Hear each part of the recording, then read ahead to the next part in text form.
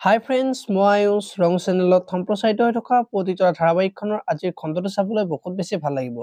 কিয়নো যোৱাটো খণ্ডত কিংছুকে ঘৰত চিগাৰেট খাই আছিল আৰু তেতিয়া মাকে বন্ধ কৰ বুলি কোৱাত কি বন্ধ কৰিব লাগে মুখ নে চিগাৰেট বুলি কৈছিল।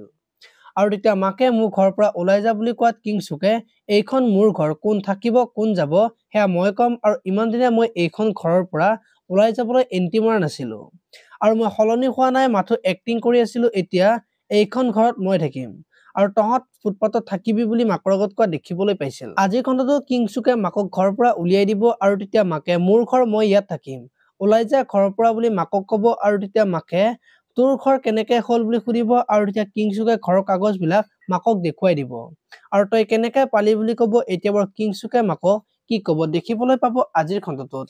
এইফালে আকৌ ৰিদ্ধিমাই আজি অনুক চাকৰিৰ পৰা উলিয়াই দিব আৰু তেতিয়া অনুই এইবিলাক মই একো কৰা নাই, বিশ্বাস কৰা, মোক ফচাবলৈ এনেকুৱা কৰিছে আৰু মই এনেকুৱা হ'ব বুলি আগতেই জানিছিলো, সেইকাৰণে প্ৰজেক্টত কাম নকৰো বুলি কৈছিলো বুলি ৰিদ্ধিমাক ক'ব। আৰু তেতিয়া ৰিদ্ধিমাই এমপ্লয়ী বুলি ভবা নাছিলো, নিজৰ বন্ধুৰ দৰে ট্ৰিট কৰিছিলো আৰু কাম কৰাৰ আজাদী দিছিলো বুলি অনুক কোৱা দেখিবলৈ পাব। আপোনালোকে প্ৰতিতৰা ধাৰাবাহিকখন চাই কেনেকুৱা পাই কমেন্ট কৰি জনাব। আৰু যদি আপোনালোকে এতিয়ালৈকে চেনেলটো ছাবস্ক্ৰাইব কৰা নাই তেতিয়াহ'লে চেনেলটো ছাবস্ক্ৰাইব কৰি ভিডিঅ'টোত এটা লাইক কৰি দিব। ধন্যবাদ।